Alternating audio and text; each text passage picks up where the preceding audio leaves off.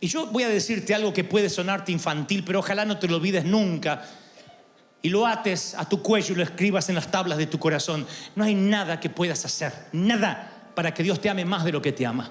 Y no hay nada que puedas hacer para que te ame menos de lo que te ama. Él te ama tal y como eres, te ama tal y como eres. No te lo olvides, hazte ese favor. ¡Aleluya! Hace algunos años, que se llama Crédito Divino, todavía está disponible en nuestra web oficial. Y yo recordaba que cuando fui vendedor o gerente de ventas de muy jovencito, allí en Buenos Aires, teníamos las primeras máquinas para hacer cobros con tarjetas. No había algo tal como un aparato digital para insertar un chip. Los chips no existían, las tarjetas tenían un número y punto. Muy difícil de copiar las tarjetas, pero muy fácil también para hacer transacciones. Era colocar la tarjeta del cliente sobre un aparato de plástico. Esas tarjetas se ponían sobre un cupón y el cupón tenía un papel carbónico que dejaba una copia de la tarjeta. Para hacer una copia del relieve de la tarjeta, el aparato hacía, y hasta te dolía si eras el dueño de la tarjeta, como, ¡ay! Me quitaron dinero. Uy, espere que no pasó. Uy, era terrible la sensación. Entonces yo, en aquel mensaje de Crédito Divino, y me refiero otra vez a él, pensaba, ¿y si hubiese un ángel con una tarjeta así y nuestro nombre? Y entonces te levantas a la mañana, tienes un mal pensamiento, tu esposa dice, mamá viene a casa a quedarse una semana, codiciaste a quien no debías, te dormiste en un mensaje de Dante, eso te agota el crédito. Según el reloj de la deuda, debemos más de lo que jamás podríamos pagar. Estamos en serios problemas. Entonces, cuando uno llega a Cristo, se nos predica que la gracia, que el perdón de pecados nos libra de cualquier culpa. Sin embargo, van pasando los meses, a veces días, a veces meses en el mejor de los casos, y en el mejor de todos años, y nos vamos enviciando. Digo en el mejor de los casos porque cuanto más tarda en ocurrir, menos nos equivocamos en este error. Nos vamos enviciando y pensamos que otra vez la estamos fregando, que otra vez estamos acumulando deuda. Y empieza la frenética búsqueda de piedad. Empieza un frenesí al entender la deuda moral con tratar de, hay que agradar a Dios. Empezamos frenéticamente a decir, tengo que ganarme que Dios me ame. Es una búsqueda de amor, una constante necesidad de ganarnos el amor de Dios. De decir, tengo que hacer cosas para que Dios se agrade de mí.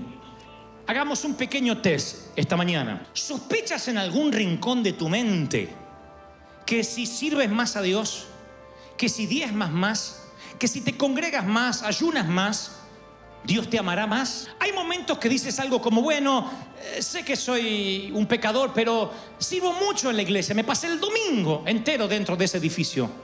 ¿Y sientes que de eso de alguna manera te acerca más a Dios? Si en algún momento sospechaste que estás más cerca de ir al cielo porque sirves más, entonces no has comprendido el evangelio.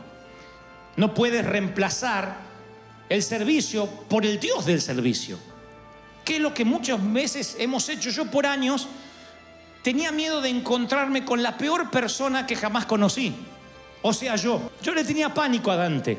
Todavía le sigo teniendo pánico a Dante. No me gusta lo que encuentro cuando excavo íntimamente en mi arqueología personal. Y por muchos años traté de no estar a solas conmigo, no tener que arreglar ciertas cuentas con Dios, no verme desnudo ante Él. ¿Y qué creen que hice? Mi personalidad no es de quedarme quieto, así que me puse a servir, e hice todo lo que pude y más. Y al principio, cuando era jovencito, cargué instrumento, limpié el templo, limpié los baños, después dirigí los coros, más tarde aprendí a predicar y luego me abrí paso en el camino de los predicadores para terminar el día agotado y ni siquiera tener tiempo para orar. Pero de alguna forma decir, Señor, lo estoy compensando, me amas por lo que hago. Y me olvidé de la relación, me olvidé del Dios al que yo decía servir. Siempre estamos pensando que la verdadera libertad va a existir en el próximo nivel de logro espiritual. Y los pastores nos ponen esas cargas. Si tú oras, si tú ayunas. Y nosotros tratamos y nunca llegamos, y es frustrante. Porque cuando ponemos nuestra fe en servir a Dios y no en el Dios que servimos, es un error sutil pero fatal. Y el servir a Dios puede transformarse en un ídolo que Dios detesta. Dios no quiere que le sirvas si no tienes el tiempo para conocer al Dios que dice servir. Le ha pasado a predicadores, le ha pasado a médicos. ¿Has visto alguna vez algún médico al que no le interesan los pacientes? Yo sí. Y dije, o pensé, ¿en qué momento de la vida este fue un muchacho que fue al high school, a la universidad, luego siguió una carrera de medicina? Estoy seguro que en un momento dijo, quiero ayudar a la gente, quiero estar con los pacientes. ¿En qué momento de la vida amó más el diploma de médico y las tarjetas de su escritorio de negocios que los pacientes que lo motivaron a estudiar? ¿Has visto a gente que maneja aviones, que pilotea aviones? ¿Has visto ingenieros, arquitectos que hacen la tarea con desdén? Y la pregunta es, ¿en qué momento el diploma, el doctorado o lo que están haciendo es más importante que aquello que los motivó a estudiar? No creerán la cantidad de predicadores que cometen esa falacia. Yo lo he hecho por un gran tiempo. Yo era el dueño de un huerto que le daba de comer a todo el mundo y yo me estaba muriendo de hambre. Por años yo leí la Biblia profesionalmente en lugar de devocionalmente. Y me encerraba horas con la Biblia. Técnicamente era un hombre espiritual. Pero mi oración era, Señor, ¿qué le dirás a la gente? ¿Qué quieres que le diga? Rara vez le decía, ¿qué quieres decirme a mí? Y entonces en un momento cuando uno deja de amar a Dios y empieza a amar servir a Dios, uno cree que está en el mismo negocio, pero no es el mismo negocio. Nos equivocamos diametralmente de dirección. No lo hacemos por maldad, sino decimos, es que yo estoy seguro que si hago tal cosa, Dios me va a amar. Jesús fue a la casa de Marta, María y Lázaro y señaló esa falacia en Marta, porque Marta era la típica mujer que tenía hormigas en el corazón. Y ella dijo, está el Señor en casa. Y tengo que sacar la olla de teflón, donde no se pegan los fideos, y tengo que hacer tortillas de harina. Ay, no compré tortillas de maíz porque las tortillas de harina le caen mal al Señor porque tienen gluten. Ay, no me... Y empieza a trabajar. La hermana María dice, ¿de verdad? El que acomodó el cosmos en su lugar y el que alineó las montañas está en casa. Yo no voy a desperdiciar este tiempo con unas mugrosas ollas. Y se sienta a los pies del maestro a contemplar. María quiere estar. Marta quiere servir. Yo siempre me he parecido más a Marta. Y tú también, aunque me mires con cara de hipócrita degollado. Siempre nos familiarizamos más con Marta. Hay que hacer algo, hay que hacer algo. Y otros dicen, pocos como María, dicen, no, yo quiero contemplarle. Porque aparentemente Marta está tratando de encontrar su identidad haciendo para el Señor, mientras que María simplemente encuentra su identidad estando con el Señor. ¿Qué trato de decir? Que para el Señor es más importante tu caminata un lunes muy temprano o un lunes por la tarde al terminar tu jornada, que lo que hagas todo el día el domingo en el templo. Dios dice, no me interesa que seas ujier y estés en 5 servicios si no tienes un momento para estar conmigo. Dios prima la relación y nosotros siempre primamos como Marta el hacer cosas. Marta mira con desdén a su hermana vaga, tirada ahí, diciendo, ay, la señorita acostada, Señor. Y yo trabajando como una esclava. Y luego Marta siente la amarga sensación de los que solo sirven. Cuando el Señor se va, se da cuenta de que pudo, como su hermana, haber aprovechado contemplar esos ojos, esas manos que por ahora no están horadadas. Sin embargo, se pierde la mayor experiencia de su vida por estar sirviendo y temo que muchos de nosotros al final de la vida diremos, me perdí estar con el Señor. ¿Pero cómo si eras pastor? Me perdí la comunión con Él. Pero si vivías dentro de la iglesia. ¿Qué nos pasó? Otra vez la celeridad. Hay que agradarle a Dios. Y yo voy a decirte algo que puede sonarte infantil, pero ojalá no te lo olvides nunca. Y lo ates a tu cuello y lo escribas en las tablas de tu corazón. No hay nada que puedas hacer. Nada para que Dios te ame más de lo que te ama. Y no hay nada que puedas hacer para que te ame menos de lo que te ama. Él te ama tal y como eres. Te ama tal y como eres. No te lo olvides, hazte ese favor. ¡Aleluya! Ahora, caemos muy fácilmente en ese modo de pensar donde el ritual es más importante que la relación. Ahí es cuando subimos a una cinta espiritual y corremos y corremos. Y mientras más corremos, más exhaustos y frustrados estamos. Si eres de los que dice, yo tengo que estar haciendo algo porque si no me siento vacío, deberías preguntarte por qué estás vacío. Saben, yo no soy de aquellos que pueden quedarse quietos. Pero siempre me pregunto por qué evito estar quieto. La mayoría de las veces porque no me gustaré lo que encuentre cuando hago una excavación íntima en mí. Me cuesta comprender que lo que tú haces con Jesús siempre es más importante que lo que haces por Él. Lo diré otra vez. Lo que yo hago con Jesús es más importante que lo que yo hago por Él. Pero la religión te dice, no, tú tienes ahora que vivir exhausto, cansado, haciendo cosas, porque eso agrada a Dios, que llegues a los pies de la cama y digas, ay, no puedo más de los callos. Y el Señor dice, pero no has dedicado un momento para verme. Es el esposo diciendo, ok, has hecho una comida riquísima, pero no tienes tiempo de estar románticamente conmigo. Es como las madres que dicen, me mato cocinando y amasando toda la mañana para que estos desgraciados coman en 2 minutos y se vayan a ver televisión. Y me quedo con las ollas sucias. ¿Has dicho eso alguna vez o solo fue mi mamá la endemoniada? Si me dejas darte un consejo que mi mamá nunca quiso escucharme, de tanto en tanto pide una pizza, de tanto en tanto coman hamburguesas o que se hagan lo que sea recalentado, y ese tiempo disfrútalo con tus hijos, ve tú también la movie y vas a ver que ellos lo agradecerán. La comida elaborada desde la mañana es buena, pero si todos los días mamá vive en la cocina, un día agradeceremos por la mano de mamá, pero no sabremos más cómo late su corazón. Si pasa con una madre, tal vez lo puedas superar, pero no si pasa con el Señor. Y en un momento de la vida tú sabes tanto de servir a Dios que podrías dar cátedra del servicio, de la mayordomía. Pero mi pregunta es, ¿te has relacionado más con Él? Tú dices, ¿y por qué tendemos a hacer eso? Porque la religión siempre añade, siempre. La religión dice, ok, Cristo vino, murió por nuestros pecados y ya está. Es demasiado simple. No podemos edificar una iglesia sobre eso. No podemos armar una denominación con algo tan simple. Tenemos que ponerles curso, discipulado, célula, que la gente se congregue, que se bautice, etcétera, etcétera, etcétera. Y le agregamos cosas. ¿Cree que nosotros somos así? No, ya en las Escrituras los judíos eran así. Un día el evangelio empieza a llegar a los gentiles y se reúnen los muchachos y dicen, nos enteramos que los gentiles, o sea, vendrían a ser los hispanos, los chinitos, están recibiendo a Cristo y los tipos no están circuncidados.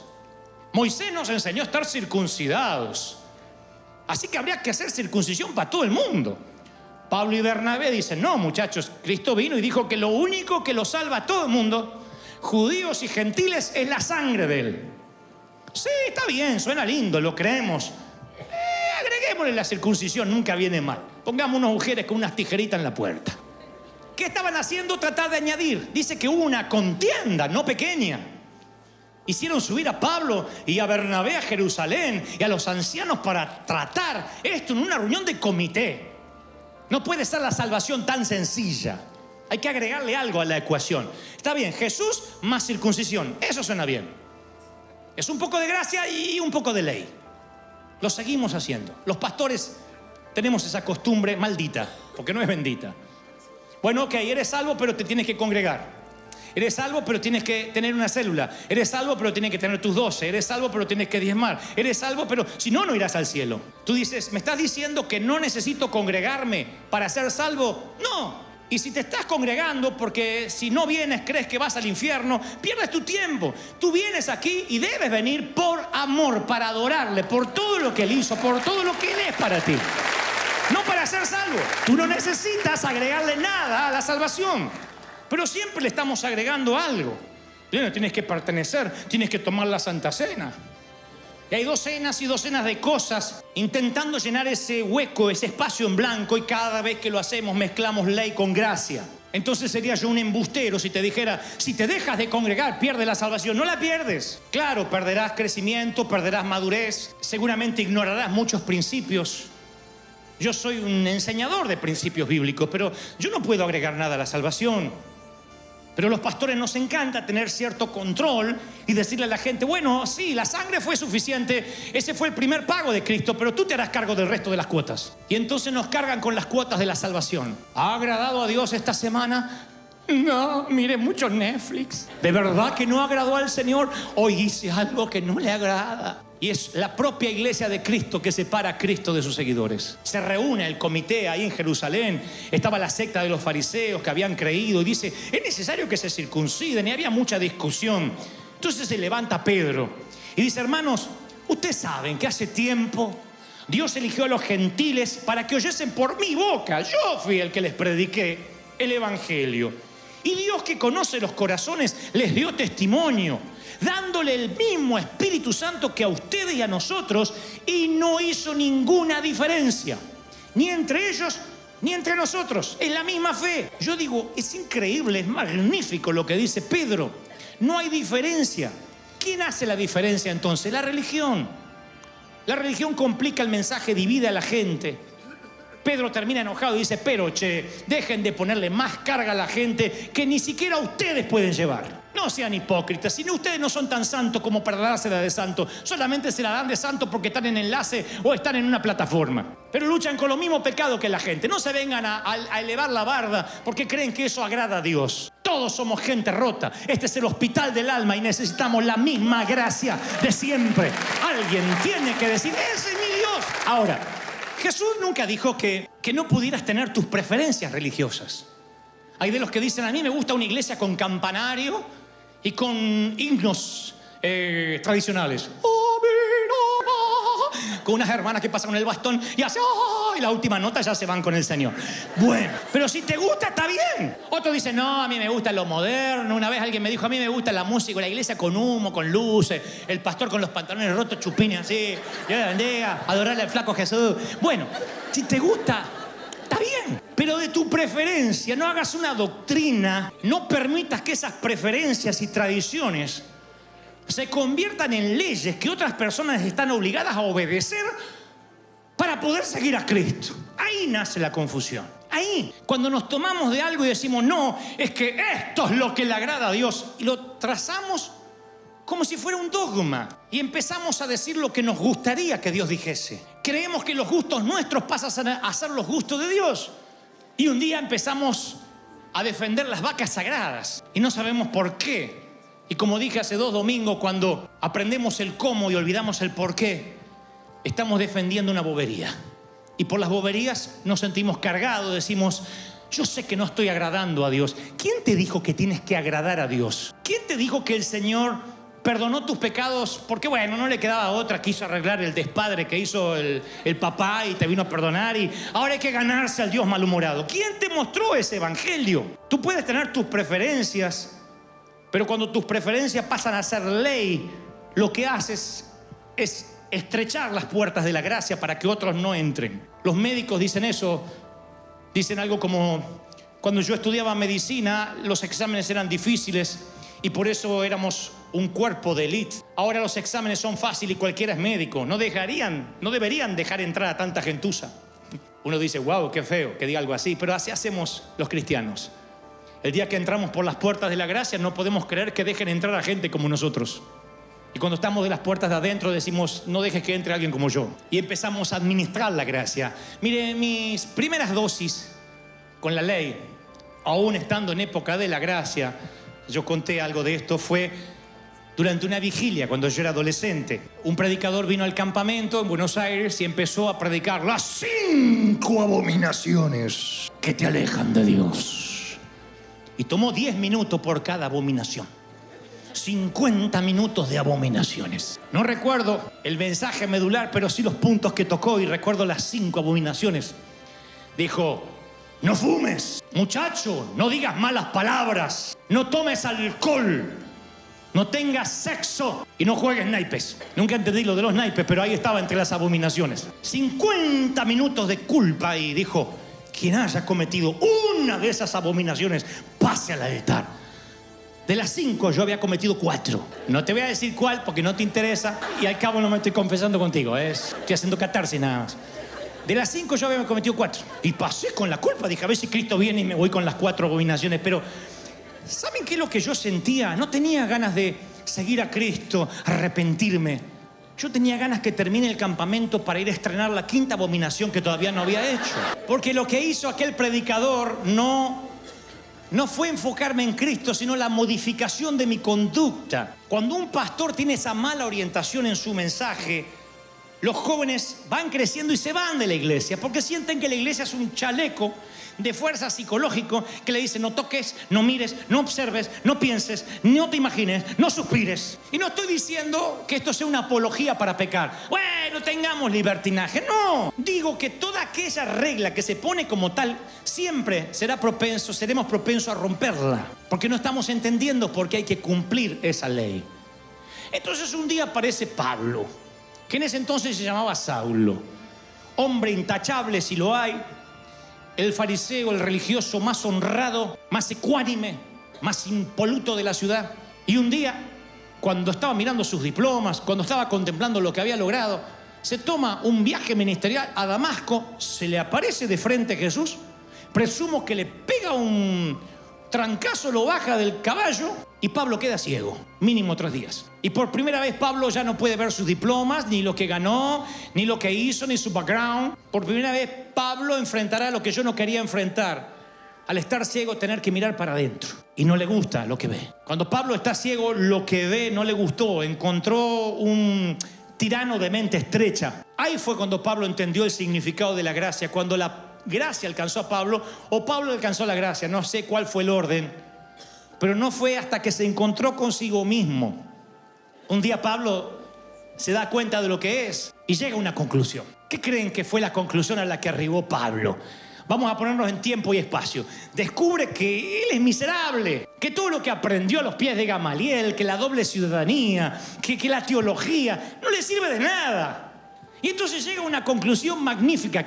Dijo Pablo: por lo tanto, no hay ninguna condenación para los que estamos en Cristo Jesús. No hay condenación. Diga conmigo, ninguna. No hay carga. No tienes que estar tratándole de agradar a Dios. No debes nada. No debes nada en lo moral, en lo espiritual. Ahora se pone interesante la cosa. ¿Por qué no debemos nada? Quiero que comprendamos bien esto de que cuando dice que usa la metáfora del Señor que envía los pecados al fondo de la mar, no significa que de tanto en tanto el pecado podría reflotar conforme te portes mal. Como dijo alguien alguna vez, el Señor tira los pecados en el fondo de la mar, pero algunos cristianos saben bucear. Entonces quiero que entendamos esto. Van a aprender a Jesús. Recuerden el episodio donde ya Cristo va camino a la cruz. El único y con corazón de hispano ahí que dice algo tengo que hacer es Pedro. Pedro tiene el instinto de desenvainar una espada y cortarle la oreja a un servidor, a un mayordomo, a un asistente de un sacerdote. Se llamaba Malco el muchacho. Le corta la oreja. Dice Pedro, yo me moriré, pero les corto la oreja o lo que se me acerque a cualquiera. Jesús dice: ay, no, así no es, Pedro, alcánzame esa oreja, más alcánzame la oreja. Y Jesús le coloca la oreja al muchacho otra vez. Pero no se pierdan esto. En términos de legalidad, se llama contaminar la escena del crimen. Por ejemplo, hay un asesinato, o te llevas a alguien por delante en el peor de los infortunios en el tránsito y te dicen: no toques nada, no toques ni siquiera a la víctima, no la muevas. Primero, porque podría haber una contusión mortal. Segundo, porque si se trata de un atentado, contaminas la escena del crimen. Debieron haberlo visto en televisión. Puede haber rastros de cabellos del asesino, puede haber algo que identifique el ADN del agresor. Así que te dicen: por favor, no toquen. Por eso encintan todo con algo que dice FBI, porque alguien tiene que ver cada huella digital. Si contaminas la escena del crimen, podrías hacer que el culpable se vaya, que nunca lo descubran. Imaginen que a la escena del crimen llega algunas como ustedes que son histéricas de la limpieza. Ay, tuve que limpiar todo, me llenan de muertos toda la mañana, tuve que limpiar. ¿Qué hizo, señora? Limpié todo, lleno de sangre, de huellas digitales toda la mañana, echando alcohol. Jesús contamina la escena del crimen. O en otras palabras, borra la evidencia. Le coloca la oreja a Malco. Malco busca y ni sangre tiene, porque cuando Cristo opera no deja ni siquiera cicatriz. Imaginen que Malco no lo perdona que le haya cortado la oreja. Se la repuso, pero él dice: este tipo lo voy a volver loco, y lo demanda. Y llega Pedro para predicar ya unos meses después, lleno del Espíritu Santo, y le dice: Señor, hay una orden de arresto en su contra por intento de asesinato contra el señor Malco. Así que lo llevan a una corte. Está Malco ahí, dice: él me cortó la oreja. El juez dice: a ver, muéstrame la oreja. No hay cicatrices, no hay evidencia, no hay condenación alguna para usted. Sin evidencia no hay condenación. Sin evidencia no hay condenación. Quiero que entiendas que arrancas el 2019 sin evidencias en tu contra. Estás completamente perdonado. ¡Aleluya! No hay evidencia. Ahora, las Escrituras mencionan 70 funciones diferentes del Espíritu Santo. He escuchado a pocos predicadores hablar del Espíritu Santo como recordador divino. El Espíritu Santo y Satanás solo comparten un oficio: recordar. Ambos te hacen recordar por motivos diferentes. Ambos te hacen recordar cosas diferentes. El Espíritu Santo hace de recordador divino, Satanás hace de recordador maligno. Pero cada mañana que te levantas escucharás al uno o al otro. El enemigo quiere que te olvides lo que justamente Dios quiere que recuerdes. Y el enemigo quiere que recuerdes justamente lo que Dios quiere que olvides. ¿Me están siguiendo, sí o no? Ojalá esto se te metiera en lo más profundo de tu ser. El enemigo recordará lo que Dios quiere que olvides. Y el enemigo querrá que olvides lo que Dios quiere que recuerdes. O sea, las evidencias en tu contra están borradas porque el Espíritu Santo causa un arrepentimiento genuino, se borran. Sin embargo, el diablo las anota en alguna parte para recordarte que eres miserable y entonces la vida cristiana se te haga pesada. Ok, Jesús te salvó, ¿sí? Entiendo. Pero la fregaste después del bautismo. Este año no fue el mejor para ti. Estoy seguro que eres parte de los que el Señor quería salvar, pero uy, esa cabecita que no para. Ay, esos ojos vagabundos, esos pensamientos impuros. Yo creo que Dios se está tratando contigo, estás abarrotando tu línea de crédito. Y ahí es cuando empieza la lucha. Las evidencias estaban borradas. No es el Espíritu Santo el que te las está haciendo recordar, es el enemigo. Cuando Jesús le dice: Pedro, tú me vas a negar antes de que cante el gallo. Y luego la escena ocurre. Prenden a Jesús, alguien dice: ese hombre estaba con Jesús. Pedro niega a Jesús una vez, 2 veces, le dicen: tú estabas con él. Él dice: no, yo no estaba con él. Y el gallo hace, y esa banda sonora gallo teteril se implanta en las neuronas de Pedro. Y yo digo, cada vez que Pedro luego oía el gallo, ¿le traería a su memoria la metida de pata? El enemigo con forma de gallo, cada vez que se abre los dientes: ¿qué tu abuela? Porque hay sonidos, aromas que nos rememoran a la infancia. El otro día iba por un mall y sentí que alguien pasó por al lado, un caballero, e identifiqué el Old Spice y recordé las afeitadas del viejo, que colocaba el espejito en un árbol porque decía: no hay mejor cosa que afeitarse a la luz del sol porque uno se ve bien. Y con una navaja así, como quien va a matar a los enemigos, hacía. Eso era macho, ¿no? De tanto en tanto salpicaba un poquito de sangre así. Parecía una película de Tarantino. Aprenda, mijo. Papel higiénico. Eso era macho.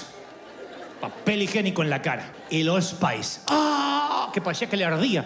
Pero el viejo se la aguantaba porque la lagrimita le caía hasta acá. Y hoy siento el Old Spice y me recuerda a papá. Así que no dudo que ese reflejo condicionado estuviese en Pedro. Y no dudo que hayas tenido una banda de gallos siendo la cortina de sonido de tu vida, siendo lo que identifica tu biografía durante el año que se fue. No dudo que hayas dejado muchas cosas atrás en el servicio pasado, pero esos gallos se te hayan ingeniado para quedarse en tu bolsa. Y de tanto en tanto asoma el gallo y hace: ¿qué carajo? Hipócrita, mal pensé, mentiroso, hablaste mal del pastor. ¿Y qué hace Jesús? Jesús resucita, va a buscar a Pedro. Por cada traición le hace una pregunta. 3 veces lo traicionó, 3 veces le pregunta si lo ama. Luego no habla de la deuda, no habla del pecado, no le dice: tienes que arrepentirte porque lo hiciste, me fallaste, quiero escucharlo de ti, confiésalo, repite conmigo, anótate, bautízate, búscate una célula, te veré cómo creces. No, lo comisiona. Y dice la Biblia, lo comisiona al despuntar el alba. O sea que el Señor elige quirúrgicamente una mañana para comisionarlo, al despuntar el alba. Juan 21:4. Porque la historia es esta. ¿Me amas? Señor, te quiero tanto. ¿Me amas? Tú sabes que te quiero. ¿Me amas? Ay, Señor, sí. Apacientas mis corderos. ¿Qué, caraca? A esa hora cantan los gallos.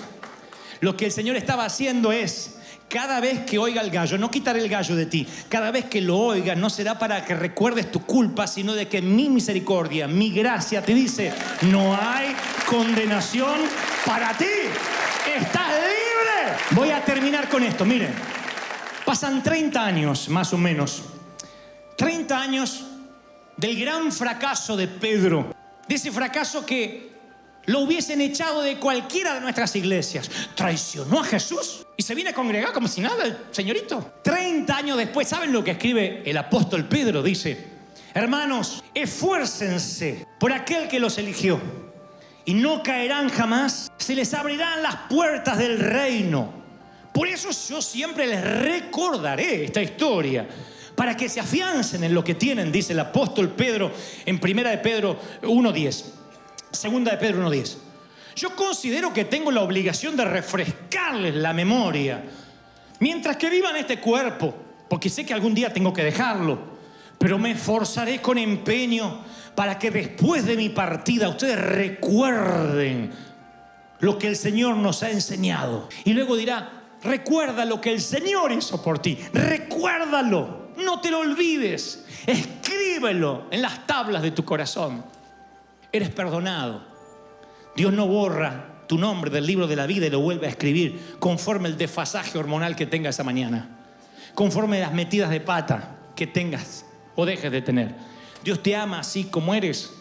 Y cuando murió en la cruz sabía los pecados que habías hecho, los que vas a hacer y lo que estás haciendo ahora. Él te conoce. Dios nos regale, queridos, autenticidad. Porque por mucho que intentes simular, Él te conoce. Entonces no le tengas miedo a lo que sientes, a lo que te pasa. Dile: Señor, este soy. Prueba de ser honesto. Ya no te pido que seas honesto conmigo, con los pastores, pero por Dios, no puedes mentirle a aquel que te diseñó. No puedes tratar de timar al manual del fabricante. Tú eres lo que eres: pecador, gente rota, estás en reparación. Y la mayoría estamos igual.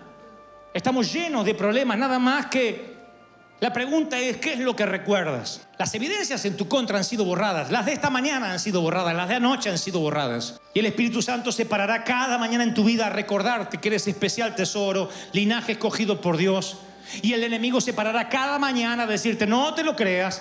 Tú tienes que hacer algo para tratar de agradarle a ese Dios que tiene ganas de fulminarte. No veas a Dios como alguien que te quiere matar y un Cristo que se interpone diciendo: no, mira mis manos, yo morí por Él. Y el Señor dice: ya te voy a agarrar, ya te voy a agarrar cuando no esté mi hijo acá. No funciona así. De tal manera Dios te amó antes de mandar a su hijo. Te amó, por eso mandó a su hijo. ¿Están conmigo, sí o no? Miren,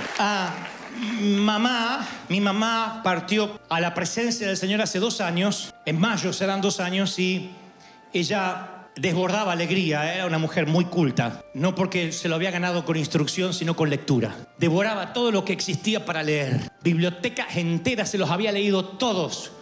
Había leído ficción, ensayos, geografía.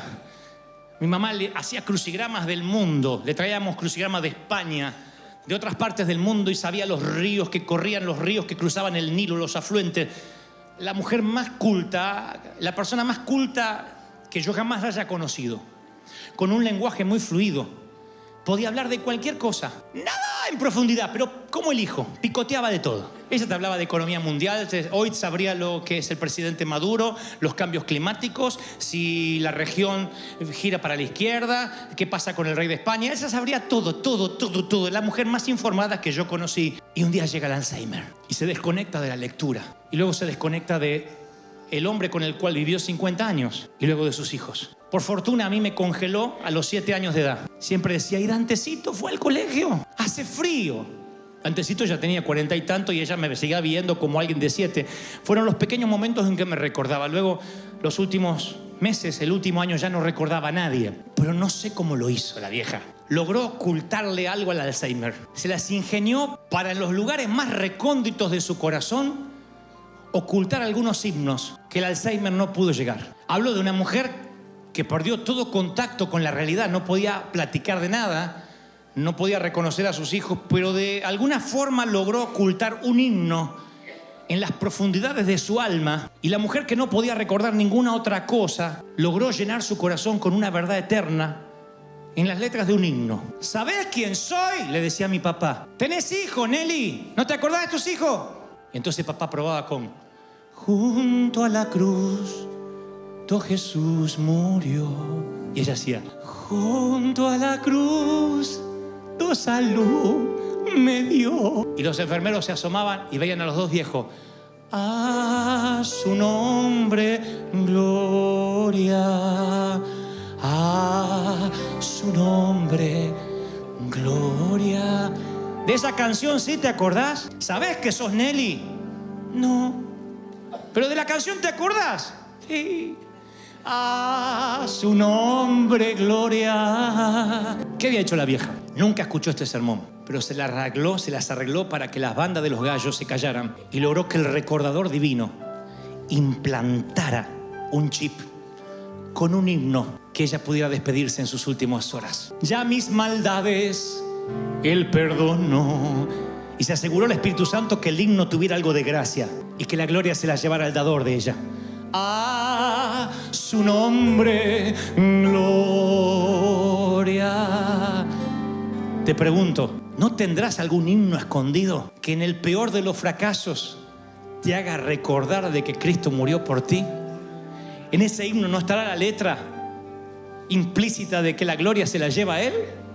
Porque si todavía puedes recordar un himno, una canción, un corito, mi querido, estás a salvo. Pase lo que pase, estás a salvo. Si el Espíritu Santo logró meter eso en tu corazón. Gracias por llegar hasta el final. Si esta palabra tocó tu corazón, te animo